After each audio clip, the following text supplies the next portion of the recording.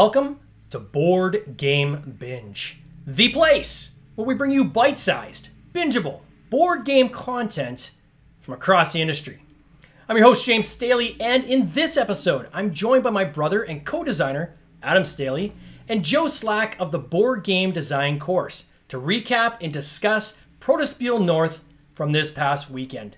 Joe, how you doing, man? Welcome to the binge. Good, James. How you doing? It's been a long time. It's been a whole day since I've seen you. It's been a day. And Adam, welcome. It only took a year and a half to get you on the podcast, but I finally got you on here, which is kind of cool. Convinced him, eh? Finally came out of the shadows. Thanks for having me out here today. Oh, it's awesome to have you, buddy.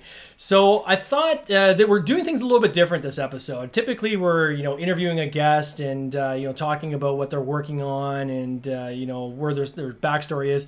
Joe is obviously a regular guest on the podcast, and but we were all part of this awesome event this past weekend, and I thought, wow, why don't we do a recap on that? Let our listeners hear a little bit about what Protospiel North is actually all about, Protospiels in general, and then kind of get into kind of some of our learnings and the highlights actually from the show. I thought that'd be kind of cool. So maybe Joe, could you start off by just telling the people that are watching and listening, what is a Protospiel? What does that mean? So a Protospiel is a board game design event. So, us game designers, we have to get together, play test each other's games, make changes, make them better so we can make awesome games that can be published for people to enjoy. So Protospiels are one of the greatest events to do that at, because quite often, we'll go to a game design event at a board game cafe or a store, and, you'll have a few hours, you might get a chance to get your game out once kind of thing. But Protospiels are like a very concentrated event, usually 2 or 3 days over a weekend, where you can just go and just play games all day long. So if you have a bunch of games you're working on, or you have one you just want to test with a bunch of different groups, it's a great opportunity to really advance your game really quickly in a short amount of time. That's a good thought, because I'm thinking about like some of the game nights I've gone to, whether it's been in Snakes and Lattes downtown Toronto, where we first met, quite frankly, or some of these other prototyping nights. You really do have a very short window to talk to people. Where I found at this event, my biggest regret was, quite frankly, we only got to go on the Sunday. I think in the coming years, I'll probably go for more days. But, it's amazing how many games you can get through and get introduced to when you're there for like 8 hours, right? And for someone like yourself that's there all 3 days, that's even more playing and playtime and so forth. And I think what's really cool is actually being able to have other designers come and play your game as well, because I saw a lot of that cross-pollinating from table to table, where people from one table would say, come try my game and I'll come try your game next, and give themselves each other advice really from a game design standpoint and from a level of experience that you wouldn't probably have on a typical kind of prototype night. Is that fair? Or? Yeah, I mean, I think a lot of the cafes that we go to, we do get a pretty good turnout of designers as well. So, but it's just kind of a larger pool of them, instead of having, 10 or 12 people, you might have, 40 or 50, or, some of the bigger events might have even more. We actually did have quite a few play testers as well. We were surprised at the number of people who just came in who just wanted to play test as well. Some people that I knew from the community that I've seen at other events like ProtoTO and Breakout Con and that type of thing. So it's great to see them. But yeah, it's always great to have good feedback from other people who really know games, who've played a lot of games and design their own games, and to play theirs and, really learn about some interesting mechanics, maybe take some things back, some lessons learned for some of your own games as well. So for this particular Protospiel, I say spiel. I think you say spiel as well. I think, Adam, you say spiel, just to be difficult. It's all good. Whatever the pronunciation is, let's say Protospiel. For the Protospiel North, so this Toronto, how many years has this been in play? Well, this is the second event, but there was something that happened in the last couple of years that kind of, I don't know, people didn't go out for some reason. So, between 2019 and now, we haven't been able to hold an event. We held our first one May 2019, and we were planning on holding the second one May 2020. And then the world collapsed, and we couldn't do it. We thought maybe in the fall, and then we realized this is much bigger thing going on here. Couldn't hold it early in the year in 2021 until kind of the restrictions relaxed a little bit, and luckily we were able to do it in November. So this is only the second time we've been able to hold it. But yeah, everybody, there were a lot of people that returned from 2019 and then some new people. So we're hoping to be able to get it back on kind of a regular schedule, hopefully next year. We don't know if it's going to go back to kind of that May schedule or stick to November or what it is. We have to kind of talk and kind of figure out when's a good time, because we also don't want to conflict with other conventions, other protospiels that are happening, that kind of thing. So it's a lot of like coordinating in calendars and when are the organizers available, when are people going to want to come out, and when are some available times happening. So I've seen protospiels in other countries and cities and so forth. So is this part of one larger organization, or how does that how's it all connected? Yeah, I think the first one started, if we go way back to the year 2000, I believe, somewhere around there. I think the first one in Michigan, Chelsea, Michigan, I believe was the first one that started, and it kind of grew from there. And I think it just naturally, people were like, why don't we do one in our own area so we don't have to travel all this far, right? So now there's ones in like Chicago and Madison, and they had one in Atlanta. That's kind of changed and morphed a little bit. I think there's one on the West Coast. And so it's not necessarily just like one organization and, you have to follow these rules, but it's just kind of other ones have kind of organically come out of that with the same kind of feeling. We want to have people have the same experience, be a welcoming environment for anybody who wants to come in and who's a game designer or a play tester. Everybody's welcome. It's all about giving back, and, don't just sit there and, make sure people just come to your table, but, give back, trade time, that kind of thing. So it's just kind of grown out of there from one event to the next to the next. And the funny thing is, I think it was 2018. There were a bunch of us from Toronto that went down to the one in Chelsea, Michigan, because it's probably the closest one for driving. Yeah. And it was funny. We were all walking across from the hotel to the community center that's right across the parking lot from it. And we all were just like walking around the same time. We just happened to like go there. And there was like 5 or 6 of us, I think, who were like, we're all from Toronto. We're all here in Michigan. We should do this like closer to home. Like, we have a pretty big game design community. Yeah. I know there's other events going on and that kind of thing, but why can't we hold one of these? Like, not to say we won't still go to the one in Michigan, because it's awesome and we have a lot of fun there. But we could also do one closer to home. So we kind of said, what about that? And then the next year we kind of planned for it. In 2019, we held our first one, and it went really well, and people were really happy with it. So who are all the players then who brought this together? Obviously you're involved, but can you tell us basically who the team is behind Protospiel North? Sure. Yeah. So as a big team of people that made it all happen. So our lead organizer is Kevin Carmichael, and he put it all together. It was kind of, he took the initiative to say, okay, let's get this all organized. Let's find a location and get it all booked and that kind of thing when we first started out. And so he's done a great job of kind of keeping everything organized and bringing us all in. And I've helped kind of be a helper in the organization, along with Sylvain Plante, who I often co-design with, and Jeff Frazier, who's another game designer and rulebook editor. He's getting well known in the industry for that. His wife Stephanie as well helped out quite a bit, kind of behind the scenes, and was there at the event as well. And Kevin's fiance Alicia Tulk as well. She helped out behind the scenes. She wasn't able to be there in person because she had other commitments, but everybody kind of contributed and helped to make sure it would go fairly seamlessly, and we had everything that we needed. And then you had some sponsors as well for this show, right? Yes. I had a massive goodie bag that I walked away from, where like I probably could have taken more. I felt guilty taking what I did, but people were like, keep taking, guys. Like, we don't want to cart this away afterwards. It was very, very generous. All these prototyping pieces and components and so forth from this massive table full. So talk to us. Who are all the sponsors of this? Sure. Yeah, we had some fantastic sponsors.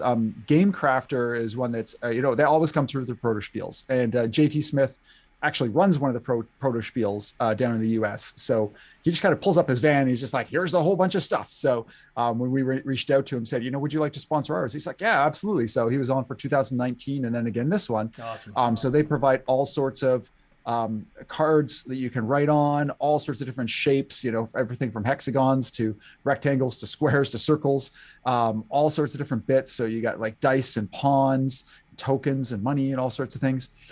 Print and Play also came through with a nice size box. They had these little packages that had, their different sizing and thickness and that kind of thing for their cards. So kind of what what cards to kind of order, what kind of thickness you want, that kind of thing. And they had a whole bunch of other components too. Same thing with like cards and bits and bobs and that kind of thing. And then we also had Geeky Goodies, Chris Cormier's group, donated a couple shirts. He has fantastic shirts. I own a bunch of them as well. So he donated a couple of shirts for that. Board game design course. I was there donating some ebooks for my first book as well. And yeah, I'm hoping I'm not missing out on anybody. Spin Master, I think I saw on that list as well. Spin Master, yeah, Spin Master was there as well, and Erica was there from Spin Master. She was kind of checking out some games as well, and kind of goes towards who's also going to be there. You never know who's going to show up, because we had some pretty awesome guests that actually showed up over the weekend as well. But I got to say, our sponsors were fantastic, and we didn't just have one table of stuff. We literally had 3 tables of stuff because we had everything from the Great Game Crafters box from 2019 that was left over, plus their new stuff. And it was a 27-pound box they sent. So there was a lot of stuff in there. And then Print and Play had another big box, and then all the other stuff going on. So there was just so much stuff. And some of the other designers even brought, like Tim Brown, who's a designer, he brought this big bin of all these pawns and dice. And he's just like, anybody who wants to just take them. I want to take home an empty container. We were very much the same. Like, please take everything, because otherwise, like, we have to take these home and bring them back to the next event. So if you can make use of them, please do. And people were really awesome about taking this stuff, and hopefully we'll see some awesome games. Yeah, and there were some big names of designers that showed up at this show as well, right? Like, this isn't just for first timers, and I mean, it's great for first timers as well, but can you talk to some of the people that were at this actual event? Yeah, I mean, the great thing was there was such a mix. Like indie designers, like we try to make it feel welcome for whoever. Like, it doesn't matter if you know a really well-known name, or this is your first time going to an event. We try to make it very welcoming. So there's a lot of first timers or people that have been to a few events that are kind of local. But we also had Daryl Andrews, who has designed Sagrada and Bosque and a whole bunch of other games. Like he's friends with some of us there, including myself. And yeah, he came out to the event and was helping promote it as well. And Erica Biaris, who's from Spin Master Games, she was there, and she was doing a little scouting and seeing what was there and everything, and just having some fun. And we also had Richard McRae from Analog Game Studios, independent local publisher there. But the big name we were not expecting at all was Eric Lang. Eric Lang just showed up. My friend Sylvain, who was helping to organize it, got a text from Daryl Andrews the morning of Saturday. He's like, do you mind if I bring someone? Sure, yeah, no problem. Oh, it's Eric Lang. Yes, of course you can bring him. So Eric Lang showed up, and he came Saturday for a good chunk, and was back on Sunday for a little bit as well. And yeah, it's fantastic to see him. And the great thing is, like, he just like comes in and just like everybody else, he just makes everybody feel welcome. Like, he doesn't have like a big ego or anything. He's just coming. I'm just come to play games and stuff like that, and give advice and help people out. And it's just a fantastic environment for that. That's awesome, seeing people give back like that. So I'm going to share for people that are watching. I know you can't see Joe, so I'll try to kind of guide you through what we're seeing. Sure. So the first picture from the show, this is from Sunday. I think Sunday was actually one of the least busy days, but this gives people an idea of, you've got a room with different tables set up with the games on them, with the different designers.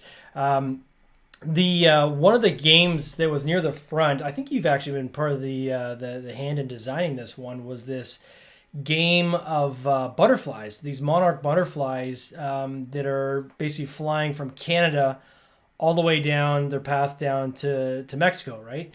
And from a visual perspective, Doctor, his last, I know Sylvain is his first name. I don't know the doctor's last name.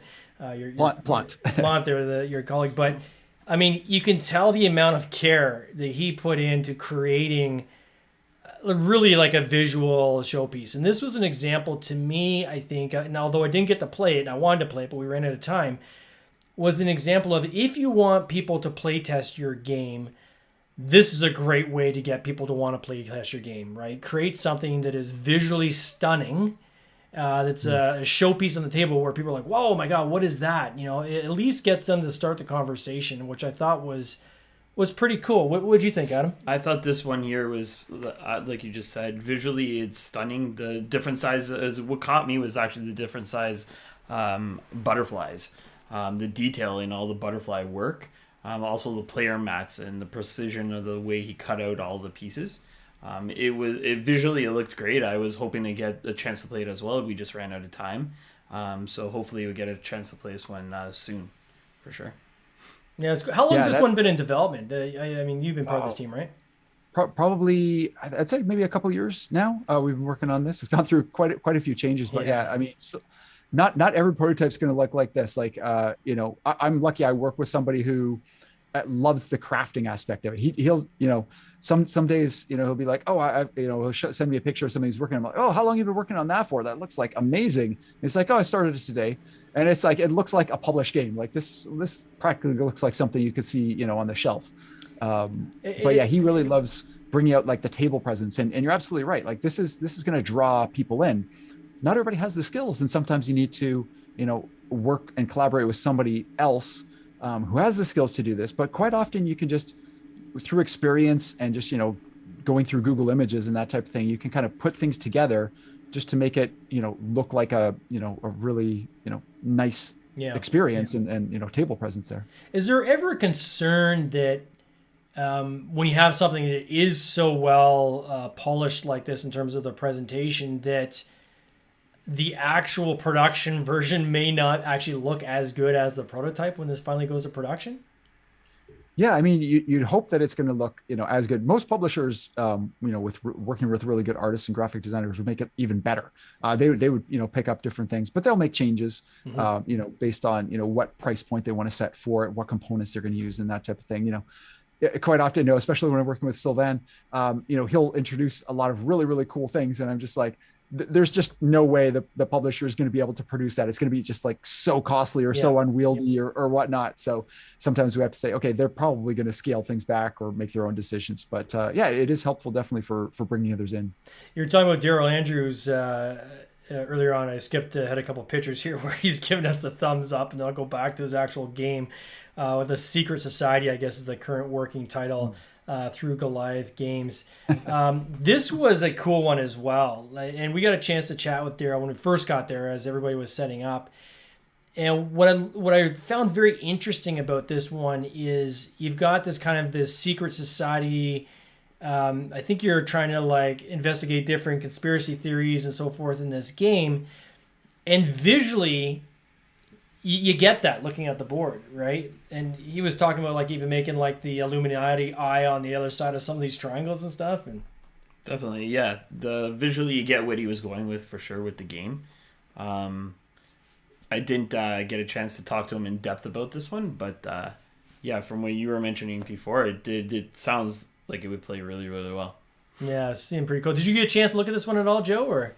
No, I didn't get a chance to play that one. I did see it out on the table. And that's actually part of Sylvain's handiwork once again. You might recognize he helped Daryl put together the board. He asked for Sylvain's help whipping that up because they often work together as well. It looked great the way it was kind of these triangles kind of modularly put together. But for me, I just liked it had a very kind of secret society Illuminati kind of vibe to it, which was I thought really cool.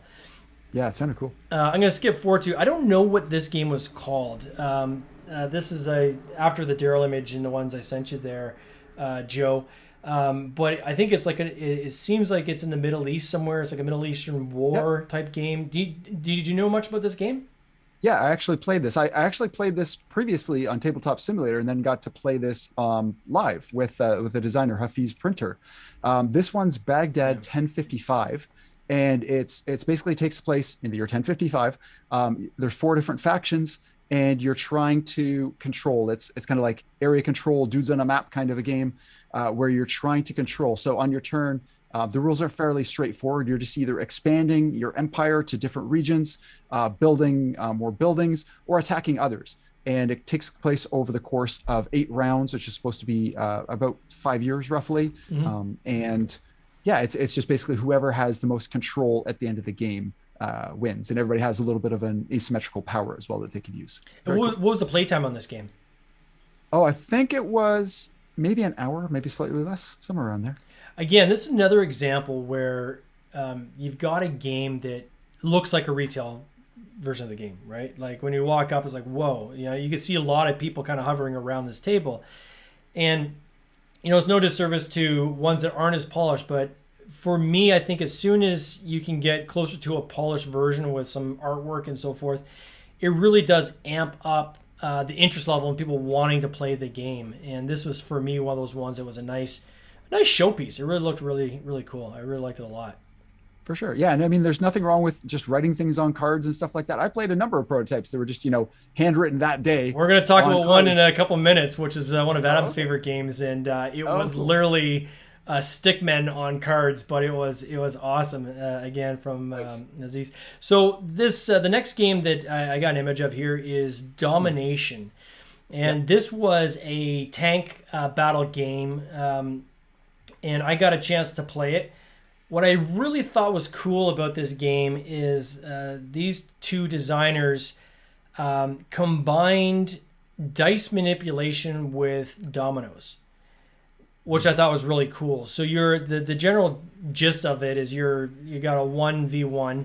You're attacking each other's tank. Your tank is made up of tiles, like of these dominoes that you draft at the beginning of the game, and you're trying to match up the dice to kind of match the faces on those dominoes to take off chunks of the ship and make it harder for them to fight back. And you've got these different options of having to, either you take the hit and use that as an opportunity to do a counterattack and try to inflict even more damage on them, but you're taking damage, or you can go into defense mode and just try to offset and block some of the shots they had. So it was a really cool concept. I know they're still doing a lot of massaging on this game, but for me, I liked that domino combination with the dice. I thought was just super cool. I hadn't seen that before. Yeah, it looks pretty neat. I mean, I did see this on the table too, and I didn't get a chance to play. That's the thing about Protospiels. Like, you see so many cool games, but you're never going to be able to play them all. And you're like, I want to come back to this later, but they might not bring it out, or they might not be there the next day. But yeah, it looked cool. Like seeing dominoes used in a different way. That's something unique about that. The next game that I have up here, this is one that Adam and I played. It's the first game we played that day. I'll let you talk about this because it was fun. It was. We had a lot of fun playing it. You're playing. I guess you're playing as a superhero. You get to choose your different type that you like to go at. The artwork in this one was phenomenal. I really enjoyed all the artwork, the detail in the game itself. The gameplay was actually pretty smooth, where you're attacking. I guess you have a core in the center where you're taking out all the villains in the middle, and you're trying to score a bunch of victory points after you finish defeating one of the villains. And there's multiple layers to it, which was really good. It was really fun.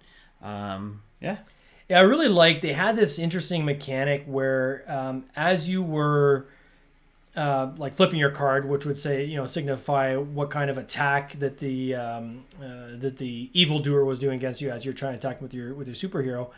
You had these kind of hit points, but as you kind of layered your cards in a row, that would indicate how many hits as soon as you had basically 3 hits that would form a column, that's when your superhero would basically have to go into like a regeneration mode, which was cool. It was fun. It had a lot of cool artwork, as you said. Like, I really liked the design. This designer did all of his own artwork, which blew me away, because to me, when he's ready to launch, this artwork is, at least the character artwork, could be used as it is right now, right? Yeah, I wouldn't change very much on that at all. Yeah, it's pretty cool. I think it was Darren Lauritsen's game, if I'm not mistaken. Yeah.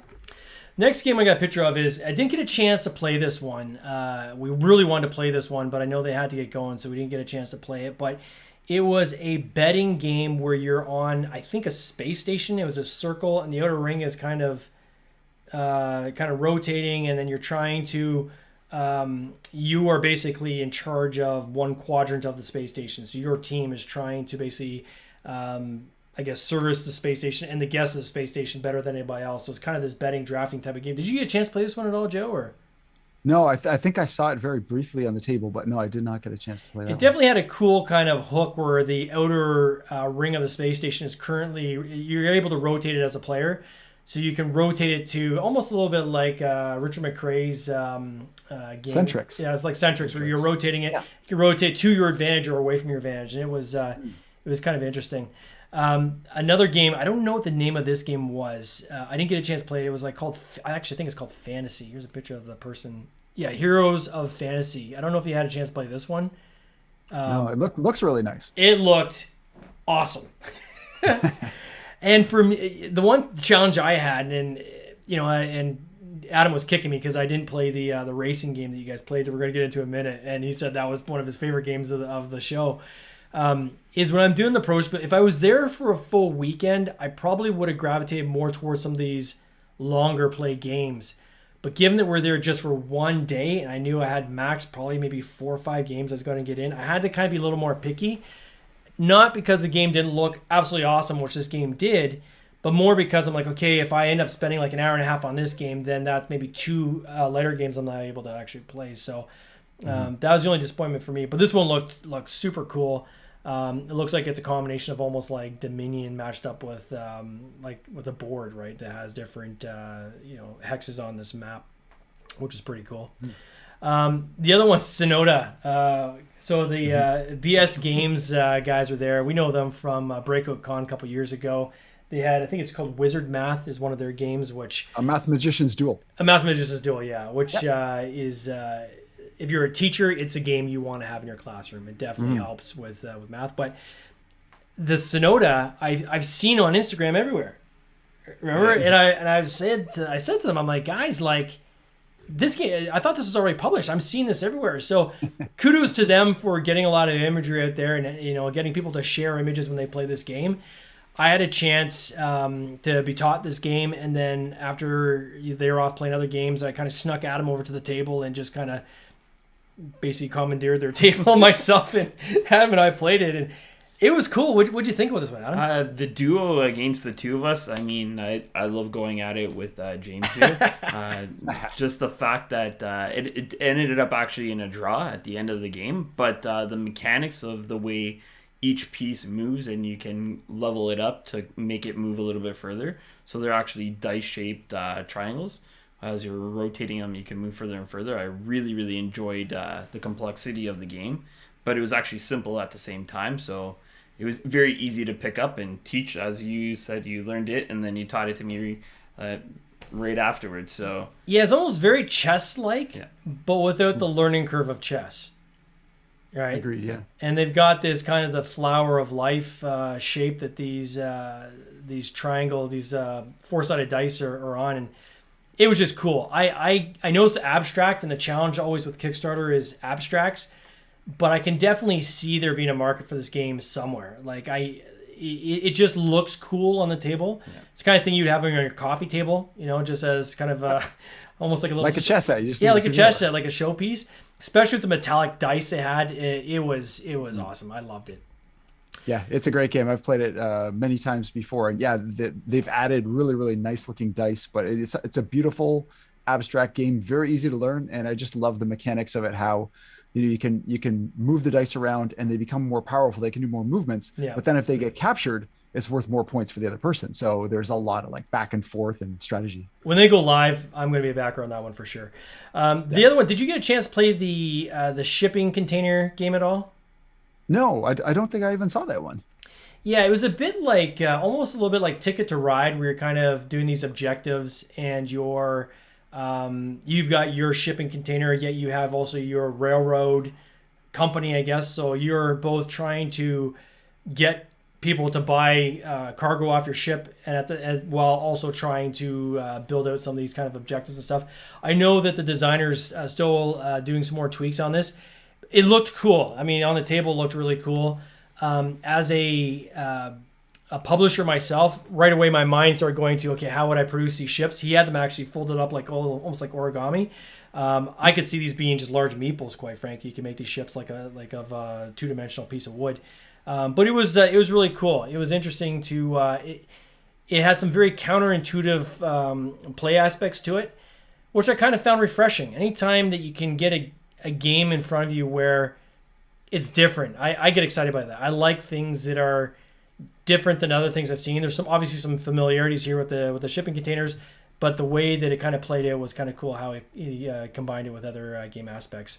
Yeah, that's what you're really looking for in a game, is something that has elements that are familiar to you, but then they do something innovative and different. That's what's really going to get. So I'm going to let you guys talk about this game. Adam couldn't stop talking about this all the way home, so let's throw it over to you. Yeah, this I'm not too. I don't remember the actual name of the game. It's Reckless Overdrive. Reckless Overdrive. Yeah, and this one here, right away I kind of gravitated to it. It kind of took me back to when I used to play Mario Kart.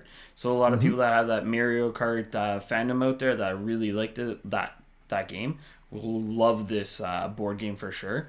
The mechanics are just something I haven't seen before, where you have the mechanism of you're controlling on if you want to pick up an item, if you want to dodge, and then at the same time you're controlling on how fast you want to propel your cart essentially by putting your speed down.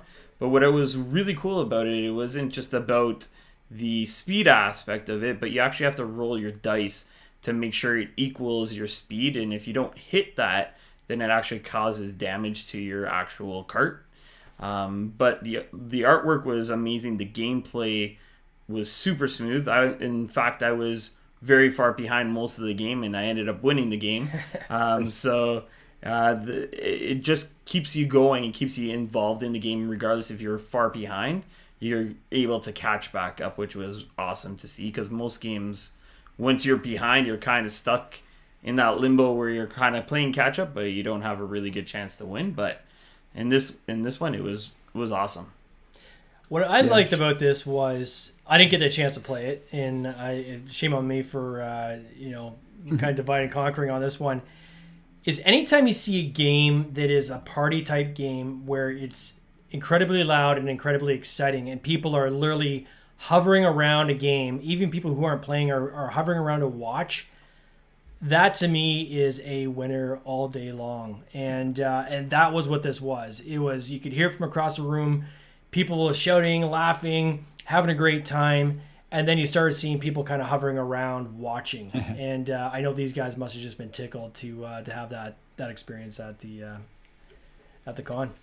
Absolutely. Yeah, Sean's done a great job with this game. I've played this game many times over probably the last 2 or 3 years. A big gap in there with the pandemic, but glad to see come back, and it's smooth. Like he's really worked hard on this and really tweaked it, and you can just tell all the characters, all their special abilities, how he's gone back and forth between like cards and dice and that kind of thing. But it's got some really cool components with the dials that you turn, that like you hold it and it feels like a dashboard or like a steering wheel in your hand. Yeah. And there's so much, like you can play it like super aggressive, and like we played it in the second round, everybody except for one person got their car blown up because one person just did this attack that just like knocked everybody flying, and we all got wiped out. But then we all came back, and then everybody's like being a little more cautious and everything. But it's a lot of fun. So yeah, I think this is going to do really well when it eventually brings it to Kickstarter.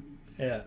The next one, I'm gonna let Adam talk about this one. So what you're saying at the beginning, Joe, where you're saying some of the prototypes were literally hand drawn. You can see in the picture here, they're literally stick people, right on the cards. But talk about this game. You love this one, eh? Yeah. So this one was a very simple deck builder kind of game, where it's basically you're playing basketball, so it's 1 versus 1. There might be an element down the road where it could be in pairs, basically. But in this one here, you're basically playing a game of 21, trying to get 21 points. Again, the artwork, it doesn't have to be incredible to draw people in. The gameplay itself was phenomenal. I had a great time playing it. But yeah, it's very simple playing. You either shooting or you're passing. You're blocking if you're on the defense, or you have to really play your cards out properly in order to stop the other person from scoring their points. And it's again back and forth. The gameplay was super smooth. But yeah. Did you get a chance to play this one, Joe?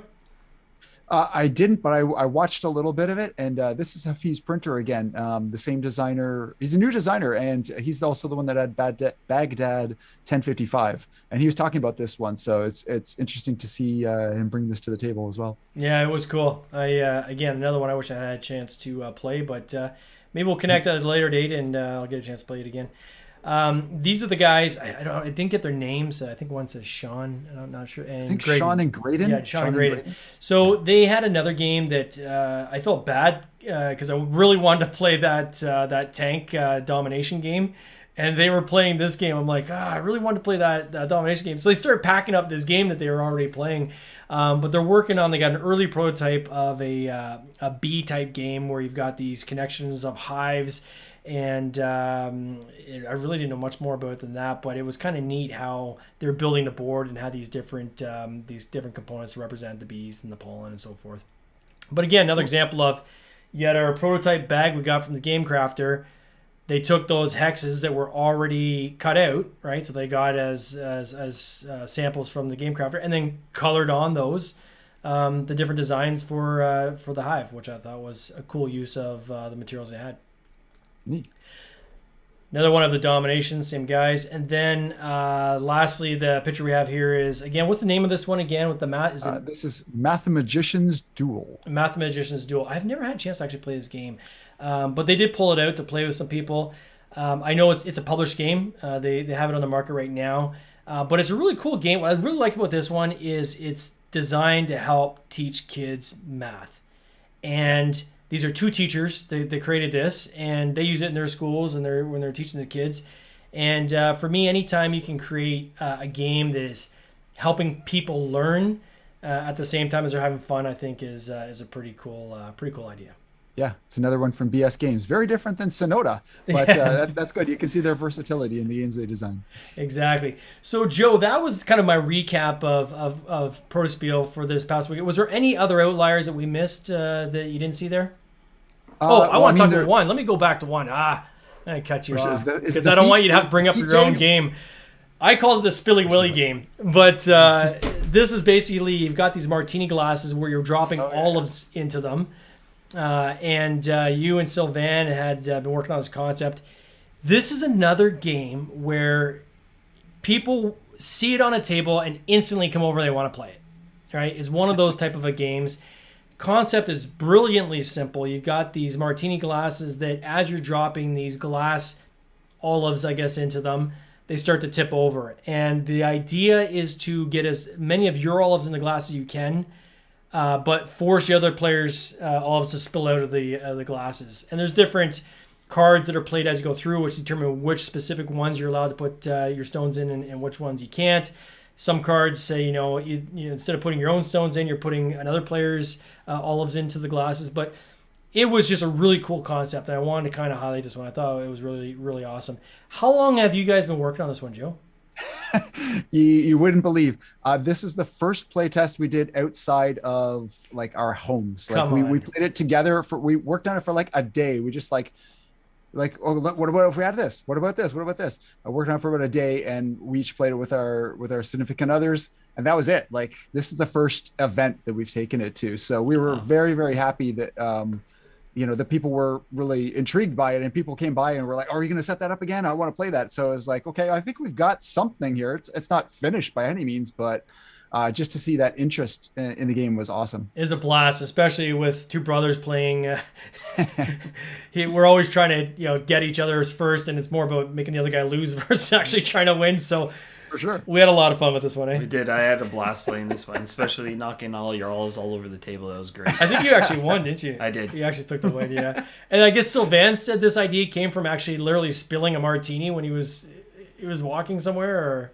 Yeah, I think I was over at his place and we were designing some games. It was the end of the day. I was going to get going, and he had some marbles sitting there. He's like, oh yeah, I'm going to do something with these. They're left over from our other game. I'm like, you know what? I had an idea like a year or so ago, and it didn't really come to anything, but it was like about bowls, like tipping bowls of like one to the other, and you have to place them, and you want to have like the most of your own left, but you have to put them in certain bowls or something like that. And I was like, I don't know if there's something there. Do you want to work on something together? He's like, sure. And then within days I hear from him. He's like, I got something. So, and then he's like showing me these videos of these like martini glasses tipping and stuff. I'm like, oh, okay, this looks good. So I don't know. We're probably going to wind up changing the theme, like, especially if we want it to be more family friendly. Sure, we don't want it to be about drinking martinis. It could be about, turtles or, rhinos or whatever. I don't know what it's going to be.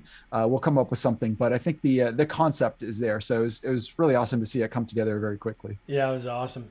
So was there any other games that you that caught your eye, or is that the list? Well, I mean, there were a lot of great ones. Yeah. Mark Gervitz had a really cool cooperative dice game that we were playing. I can't remember the name of it now. Reed Mescola, who did Vigilante, he has another game. He actually took the components from the last Protospiel 2019. They're all these little feet, and he's like, they were just sitting out there at the end of the table, and he's like, I'm going to take them and I'm going to make a game out of them. I'm like, cool. So he did that, and he brought it to the next Protospiel like 2.5 years later, and it was this bidding auction kind of a game where you're trying to get things that were nice for your feet, like, comfortable things for your feet, and you're bidding feet. But it was some really neat auction mechanics in that when you pass, you put a token in front of you, and anybody else that wants to stay in, they have to put a foot out, but they have to give it to one of the other people that's out. So if you're out for a long time, you can start to gather them. But then if somebody else goes out, then it goes to the person with the least amount of feet. So it just depends. There's like such intricacies around exactly when you pass, when you don't, how many feet you're going to get and everything. I got totally shafted because if you're the second last person out, you wind up getting nothing. So I think there's some mechanics we have to tweak there, but it was fun. Yeah, I wish I had to play that one. He couldn't make it on Sunday, and that was one of the ones I was hoping I was going to get a chance to play just because it looked so cool and so much fun. Yeah. So, Joe, now that Protospiel's done, what's next on deck? Is there a way that people can get involved in board game design and so forth? Or like what's kind of coming up now? Yeah, actually, I'm just launching right now. As of about an hour and a half ago, tickets just start to go on sale for the Board Game Design Virtual Summit 2021. So last year I ran an event where I had a whole bunch of different industry experts, everything from game designers to publishers, rulebook editors, people who work in retail manufacturing, just kind of the whole spectrum of board games and board game design, all these different interviews, and then a Q&A panel at the end. So I wanted to run the event again this year. So I've gathered, 12 amazing guests. I have some of the top names there are Rob Davio, who's, behind Pandemic Legacy, Shem Phillips, who's behind, Architects of the West Kingdom and Viscounts of the West Kingdom, and like these amazing trilogy games, all these games in like the top 200 on BGG. Phil Walker Harding, who did Sushi Go and Barron Park and Imhotep and, the new Tetris game. And, Jeremy Howard from Man vs. Meeple, and Fortessa Alice from Funko Games, like all these different amazing people. And, there's pre-recorded interviews, and then you're going to have some bonus interviews. So we're talking about different topics with each of them. And then we're going to have some Q&A panels at the end where, people could come in and just ask whatever questions they have of all these people. And the other thing, people really wanted more interaction. They wanted, is there going to be a Discord channel or something like that? Like they wanted more interaction with the other attendees. So there's going to be a Discord channel running the whole week as well, where people can connect, talk. I'm going to have different channels where people can talk about like Kickstarter or development or, a game design jam or just playtesting or whatever you want to do. Just connect with other people. So it's going to be an opportunity to network and meet with other people as well. Oh, that's awesome. Well, I'll get a link off if you don't mind after off air. Maybe send it to me. I'll make sure I include that in the show notes. So if anybody wants to find it, they don't have to search for it. They can literally just go in the show notes, whether on the audio podcast or through the video YouTube channel. We'll put that link in there for people to follow. Joe, it's always awesome having you on the show as a regular guest. I appreciate you coming back, man. Thanks for helping put together Protospiel North. That was a lot of fun. I really enjoyed it. Definitely coming back next year. And I know I'm committed to do at least 2 days probably next year. So look forward to it. That'll be awesome. Well, James, always a pleasure. And Adam, great having you on the podcast as well. Thank you. Yes, thanks for having me. And Joe, it was nice seeing you again.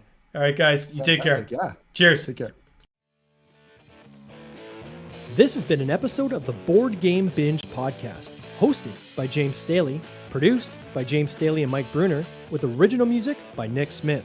If you would like to watch these interviews live, simply join the Facebook group Board Game Binge, and you'll get access to live interviews, giveaways, and interesting board game content from across the industry. I can't wait for you to join us. See you next time.